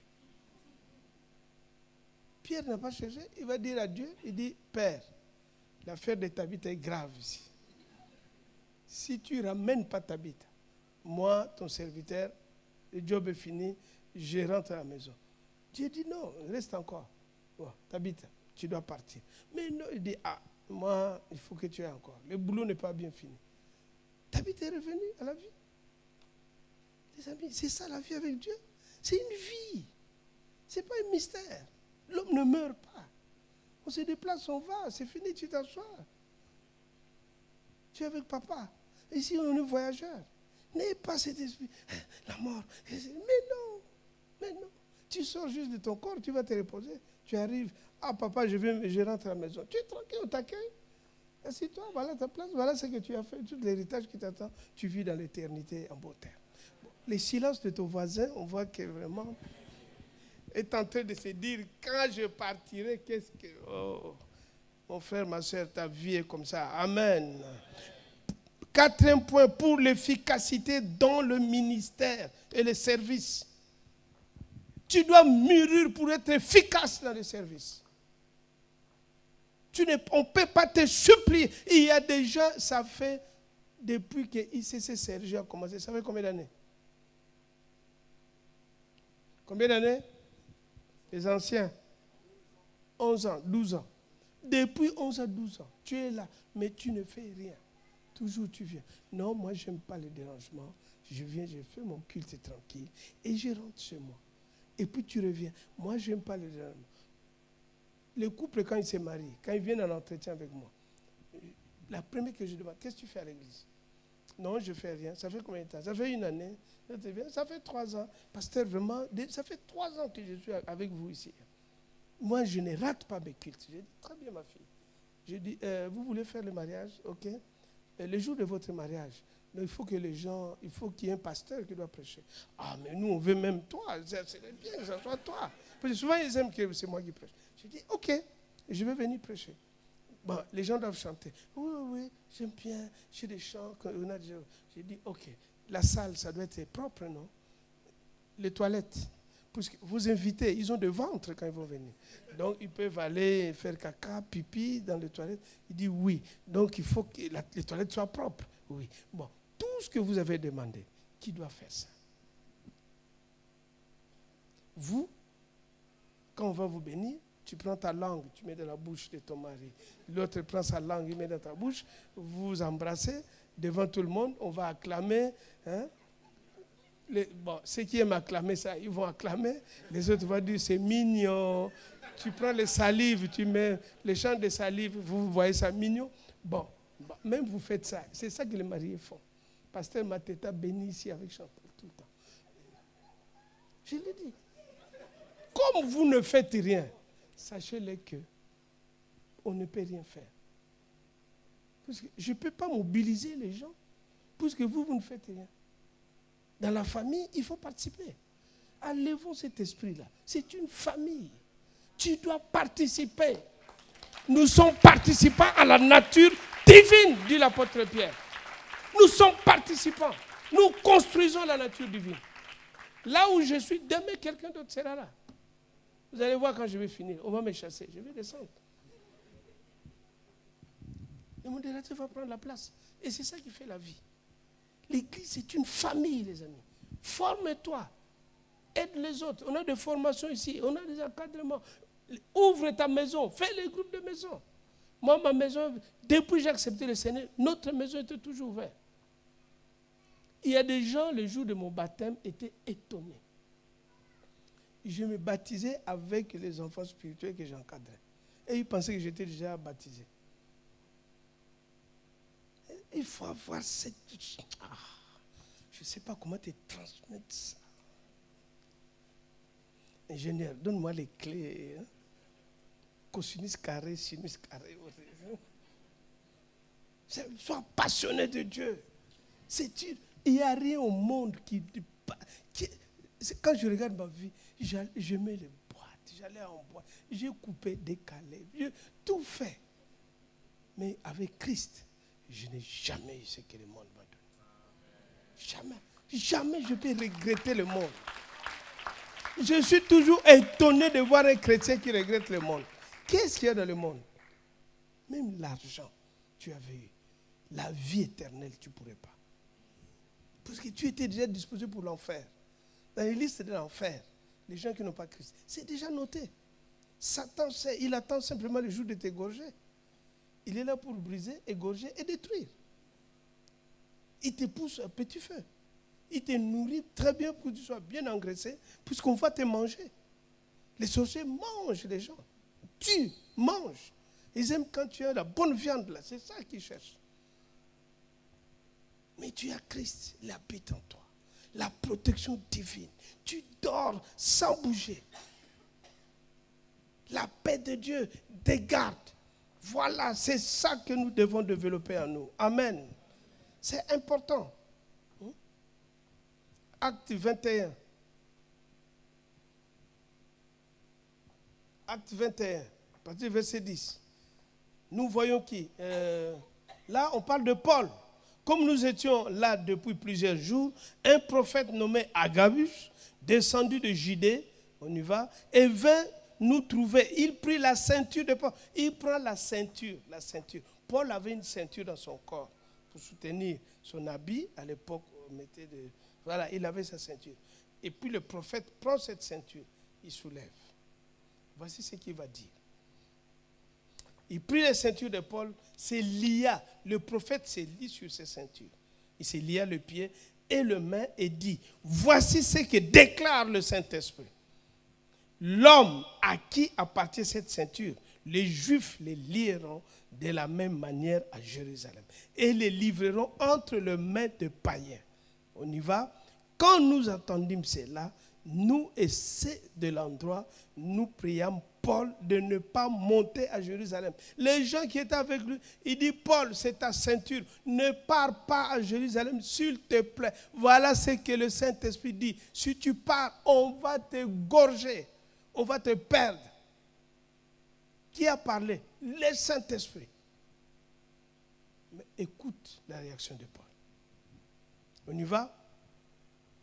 Alors il répondit, que faites-vous en pleurant et en me brisant le cœur? Je suis prêt non seulement à être lié, on y va, mais encore à mourir à Jérusalem pour le nom de qui? Acclame le Seigneur. Voilà l'homme. C'est fini. Il dit, voilà, il y a des choses, ne pense pas quand quelqu'un, vraiment, c'est dur ta vie. Il ne faut pas. C'est pourquoi moi, quand quelqu'un t'apporte quelque chose, je dis, laisse-le tranquille. Il y a des moments où quelqu'un doit souffrir. Il y a des consolations qui sont inutiles. Qu'est-ce que tu vas consoler? Il doit traverser. Dieu permet que les situations se traversent puisqu'il veut enseigner quelqu'un. Qu'est-ce que tu vas faire? Il te faut consolation. Vraiment, je vais t'inviter à le prendre. Tu vas boire du jus. Le jus va consoler quelqu'un. Paul dit, moi, arrêtez de pleurer pour moi. Même Jésus l'avait dit, quand on l'amenait. Les femmes de Jérusalem pleuraient. Jésus dit, pourquoi vous pleurez? Ne pleurez pas pour moi. Parce que Jésus savait ce qui s'est passé. Il dit, pleurez pour vous et vos petits-enfants. Si moi, l'arbre vert, on me fait ça, et vous? Donc, il nous a tout donné. Les amis, la Bible, tu dois aimer la parole de Dieu, connaître la parole de Dieu. On sait, ton intelligence là, oh, c'est pas ça. Satan te trompe dans ton intelligence. Tu dois être attaché à la parole de Dieu. Mange. La parole de Dieu, c'est la personne de Dieu. toute la loi de la vie sort de la parole de Dieu. Aucune loi. Tout l'univers est gardé par la parole de Dieu. Les amis, Dieu est réel. Dieu existe. Satan existe. J'ai reçu dans mon bureau des sorciers, des maîtres vaudous, on s'assoit, ils m'expliquent tout ce qui se passe dans le monde. Le monde spirituel est plus réel que le monde physique.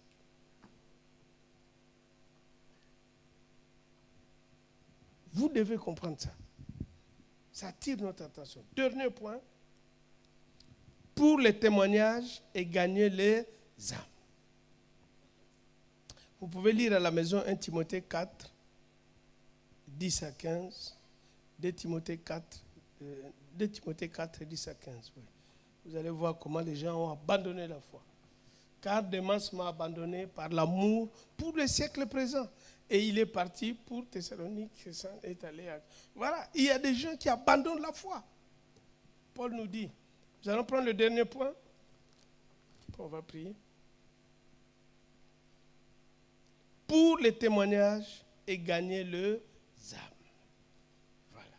Je dois devenir mûr pour les témoignages. Je bénis Dieu pour ceux qui ont acclamé. Voilà.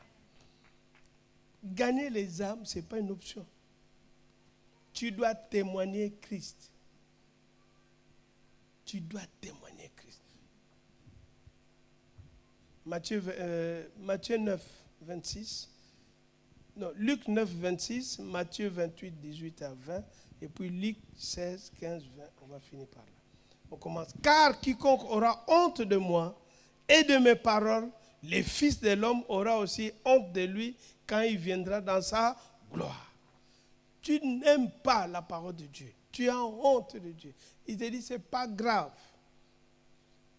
Il y a des gens qu'on n'aime pas, qu'on ne veut pas qu'on sache qu'il est chrétien. La semaine dernière, j'étais dans un pays musulman. Je suis allé, puisqu'on a commencé l'œuvre là-bas. On priait dans le sous-sol. Parce que si on vous voit, on vous arrête. Et quand j'étais là, je dis, Seigneur, à Cergy, on est libre. Mais ici, on ne peut pas. La police est partout. On priait en cachette. Je faisais la télé sur la restauration de l'âme, mais en cachette. Et je voyais cette soif qu'ils avaient. Cette soif.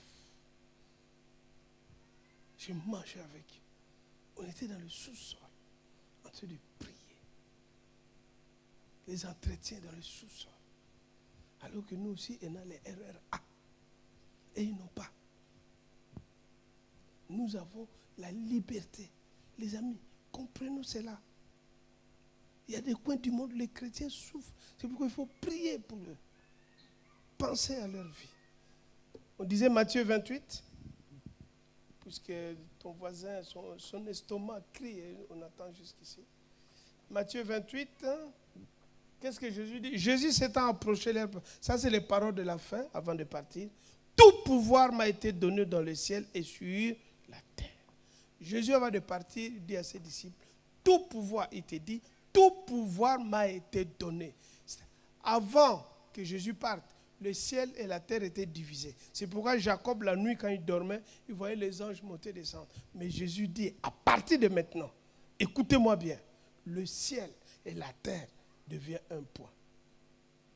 C'est pourquoi il a dit, si deux d'entre vous s'accordent, demandent quelque chose, le ciel va donner. Le ciel va donner. Le mariage, pourquoi ça ne marche pas? Parce que les chrétiens, le couple ne savent pas qu'ils marchent devant la loi de l'accord. Femme, homme, dans l'accord. Qu'est-ce que leur couple va manquer? Mais attention, ce n'est pas n'importe quelle femme. Il faut que le Dieu soit Christ. Ah, c'est là. Vous voyez, les amens ont disparu. Parce qu'il faut d'abord Christ. Dans le mariage, on oublie d'abord former Christ. On se précipite. On ne se précipite pas. On regarde Christ. Si vous êtes déjà marié, dites chérie, assieds-toi. Ouvre-moi ton âme là, je veux voir qui dort. Quels sont les vols d'or que tu trouves? À cause de toi ici à la maison, on a toujours des disputes. Ouvre. Ah, tu vois? C'est ça, c'est votre d'or. Bon, commence à mettre Christ. Ah, enlève ça, on remplace Christ. Et tu vas voir le couple réparé. Il n'y a pas besoin.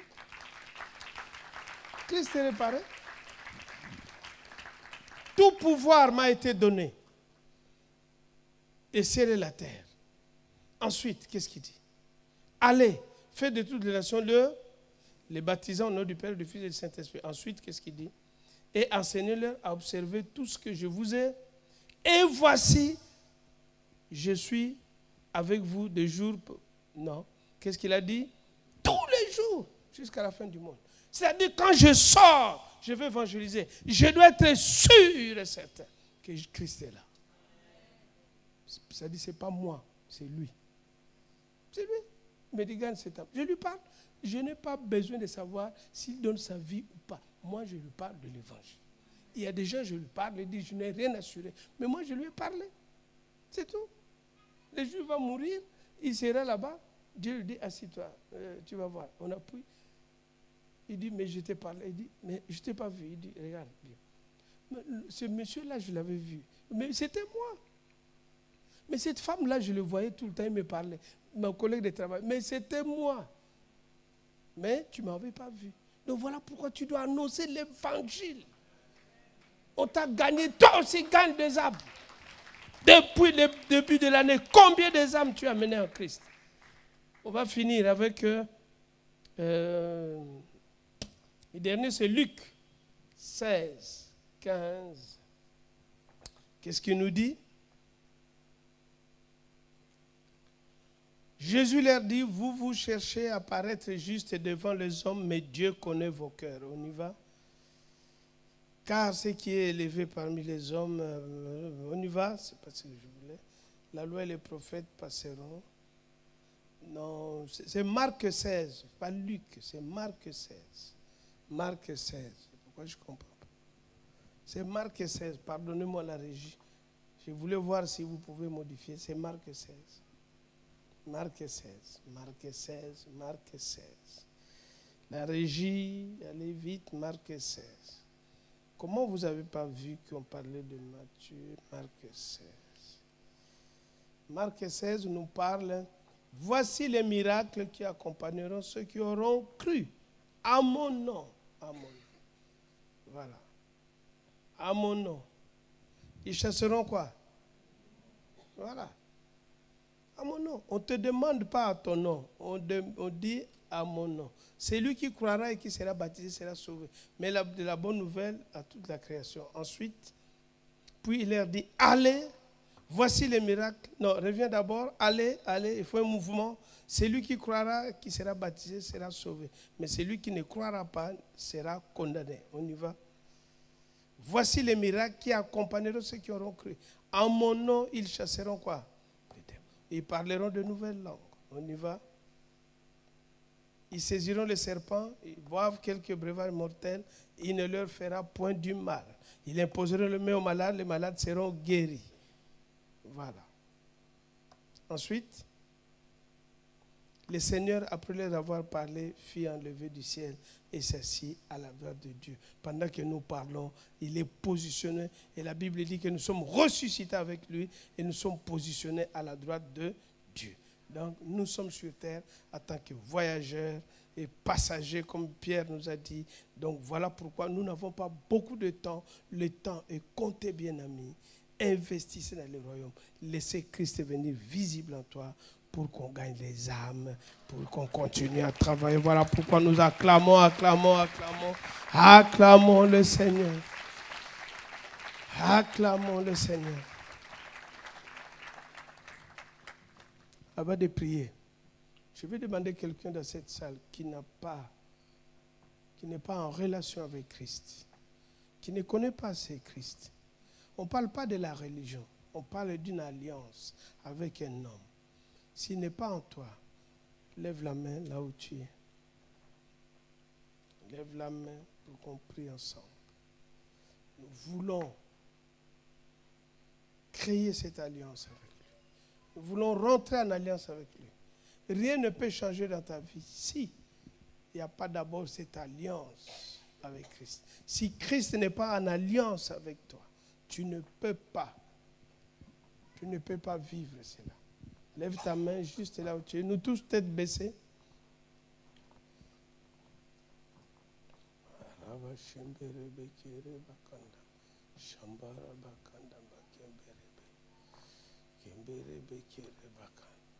Et nous allons faire cette prière. Seigneur Jésus, je bénis ton nom. Je te demande pardon. Je me suis éloigné de toi. À cet instant, je te prie, prends ma vie. Deviens mon sauveur et mon Seigneur. Merci, parce que ton esprit vient de rentrer en moi. À partir de cet instant, je deviens enfant de Dieu. Merci Père, au nom de Jésus. Amen. On acclame le Seigneur. Si tu as fait cette prière pour la première fois, à la fin du culte, viens devant, on va se voir. On va se voir. Restons tête baissée et commençons à réfléchir. Ce message, les obstacles pour que Christ soit visible.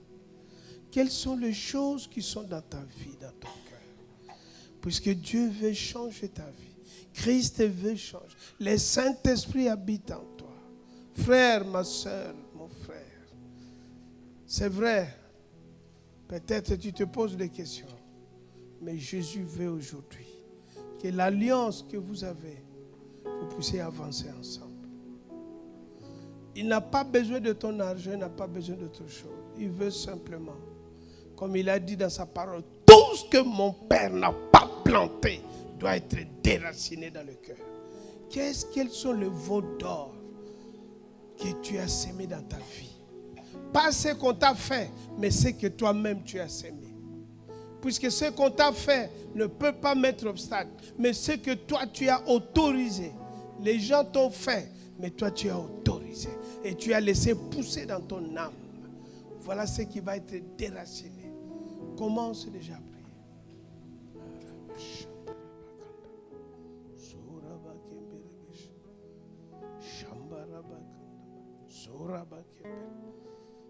Commence. Ne sois pas distrait. Le Seigneur veut renouveler tes forces, renouveler ton intelligence, renouveler toutes ces choses. Ta vie aujourd'hui n'avance pas. 2024, tu vois que les choses de 2023 se répètent. Tu vois les choses sont bloquées. Rien n'avance. Le Seigneur te dit, à cet instant, il te donne l'opportunité de déraciner tous les veaux d'or qui ont poussé en toi. Tout ce que tu as créé toi-même, par ignorance ou bien exprès. Dieu te pardonne et il veut te rendre pur, te purifier et aller de l'avant.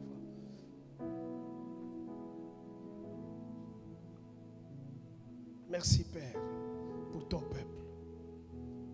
Seigneur, merci. Nous détruisons, nous brisons tous les œuvres des ténèbres dans la vie de mon frère, dans la vie de ma soeur. Nous condamnons, nous réprimons tout ce que l'ennemi a sémé dans la vie. Cette femme doit être libérée aujourd'hui. Seigneur, tous ces pièges que l'ennemi a sémés dans sa vie, le blocage, à partir de maintenant, Père, ta puissance, ton feu consume les œuvres des ténèbres. Cet homme est libéré de la prison, de la peur, de doute, d'angoisse, de blocage. Il tourne en rond à cause de malédictions de la famille, des malédictions dans sa vie. Maintenant, à cet instant, Père, tous ces liens tombent par le nom de Jésus. La vie de cet homme est libérée. La vie de cette femme est libérée. Il va servir le Seigneur. Toi qui lui mets des pensées impures, les pensées impures qui amènent des rapports sexuels illicites, qui amènent des sommeils, des insomnies, des maladies bizarres. À partir de maintenant, le Saint-Esprit souffle dans la vie de mon frère, de ma sœur. Libère la grâce, Seigneur, dans sa vie. C'est fini. Les geôliers qui contrôlaient sa vie tombent maintenant par le nom de Jésus. Et sa vie décolle. Père, Christ devient visible, tous ces soucis qui contrôlent sa vie, la peur, les angoisses pour s'engager dans l'œuvre, nous renversons ces blocages au nom de Jésus et nous libérons totalement. Père, quel que soit, tu viens de le dire, le breuvage qu'on avait donné à mon frère, la nuit, on l'a fait manger des choses dans son sommeil, quel que soit ce qui a été fait, nous déclarons, nous proclamons, comme tu l'as dit dans ta parole, Seigneur, rien ne va l'atteindre. Et libéré totalement par le nom de Jésus. Et nous déclarons, nous proclamons, la vie divine prend possession maintenant. Prend possession dans sa vie. C'est célibat diabolique fini dans sa vie. Tous les œuvres de ténèbres ne vont plus régner dans sa vie. Le blocage dans la parole, ne peut pas lire la parole. Toi qui bloques son mémoire, toi qui mets l'esprit de fatigue, de lourdeur, de paresse, de négligence pour que sa vie soit bloquée, nous te chassons au nom de Jésus. Lâche prise et la vie change. Merci Père. C'est un nouveau départ. Comme tu avais dit à ton peuple, 6 jours aujourd'hui, ça devient le premier jour. Père, c'est un nouveau départ. C'est une nouvelle vie. Personne ne va contrôler sa vie. Tout ce qui a été fait n'aura plus d'effet. Merci Seigneur. Tu vas lever une armée de soldats qui vont contrôler toute cette partie. Val d'Oise, l'Oise, toutes ces tombent entre tes mains. Seigneur, nous sommes là pour ça. Tu nous as suscités dans ces siècles pour cela. Tu nous gardes encore en vie, d'abord pour toi, Seigneur. Pardonne là où mon frère, ma soeur n'a pas compris. Maintenant, c'est un nouveau départ. Christ devient visible dans la vie. Saint-Esprit, agis et délivre. Merci, Seigneur.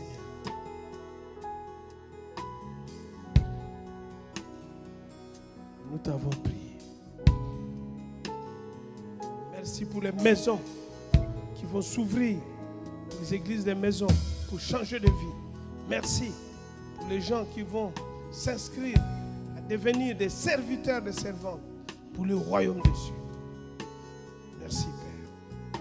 Au nom de Jésus, nous t'avons prié. Amen. On acclame le Seigneur.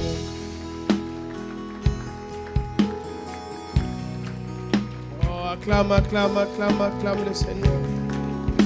Si tu as été béni, acclame le Seigneur. Si tu as été béni, acclame ton Dieu.